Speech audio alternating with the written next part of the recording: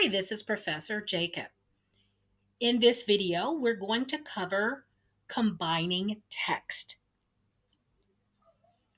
So for this particular demonstration, we're going to use the concatenate function or concat.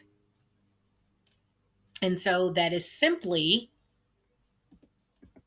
equal concat function. And I don't have to put that in all caps. So I started this cell off with an apostrophe, and that is so Excel does not begin to evaluate the concat function here. I actually want to do that in another cell. So I'm going to start the concat function in cell B3. B meaning our column and 3 meaning our row. So equal con, and it comes up on our formula autocomplete list. And it tells you it concatenates a list or range of text strings.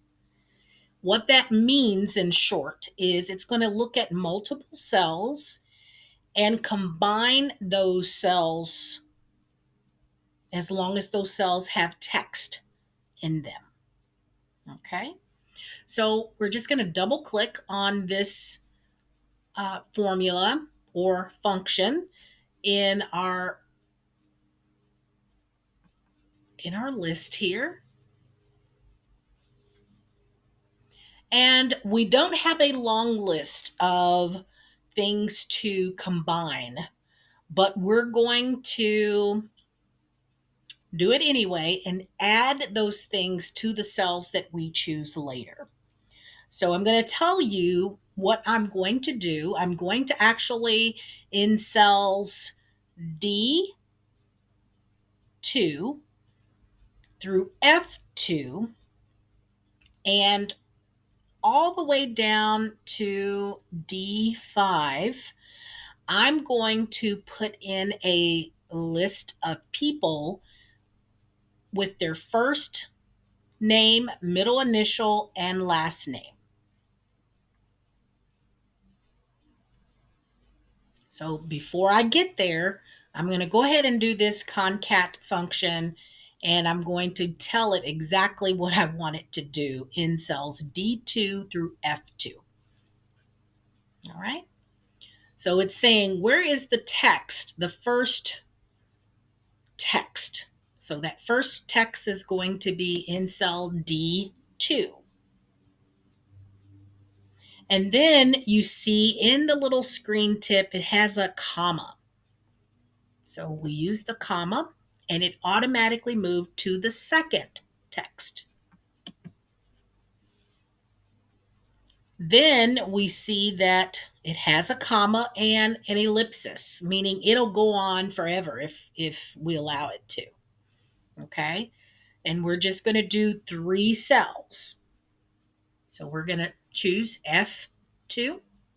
So that's our 3 cells that we're going to get the text from. Okay, so we just use the enter key. And of course, nothing appears here as far as the result, but our function is there. All right, so in cells D2, E2, and F2, I'm just going to type in some false data.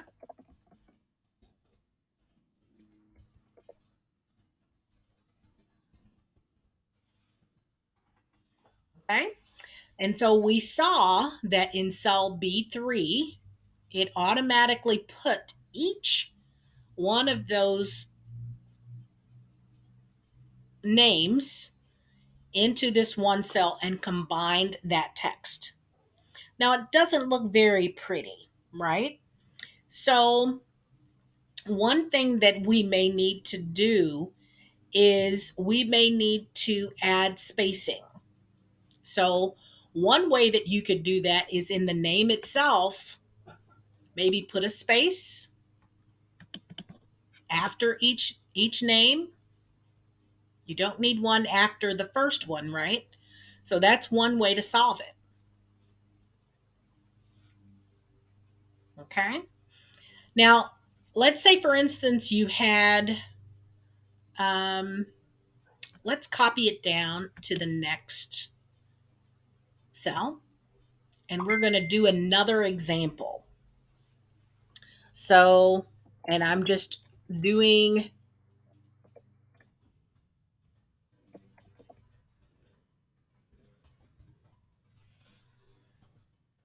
presidents today. And so we could, instead of adding the space at the end, we could place quotation marks with a space in there if we wanted to. Okay. So how would we do that? So we could come here after the first comma, and we could do quotation mark, space, quotation mark, comma, and then after the second one, quotation mark, space, quotation mark, comma.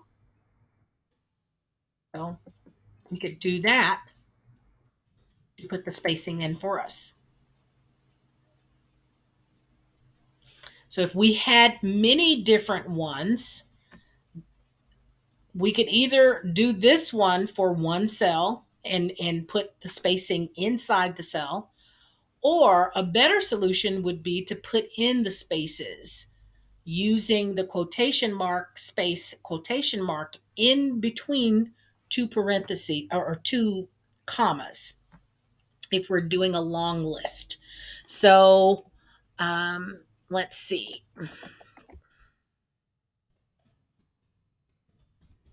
Now, nothing is appearing because I haven't told Excel to use cells D4 through F4 yet.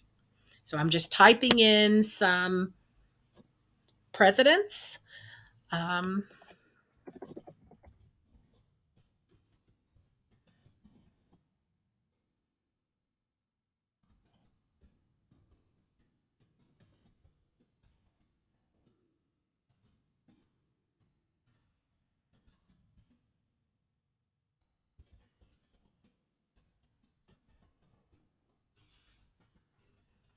and I'm going to come over here to cell B4 and I'm going to copy it to the next four cells. 1, 2, 3, 4. And what it did was it changed the cell reference from D3 through F3 to now D4 to F4,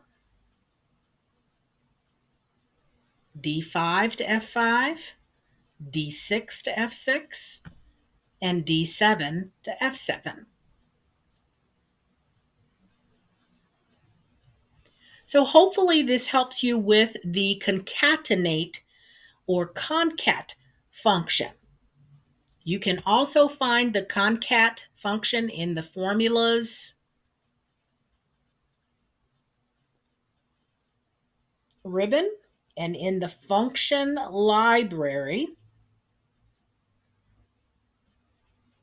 And so it's going to be under the text category. So as you can see, there's a long list of different functions to use for text. Hopefully this helps you in some way. Thank you.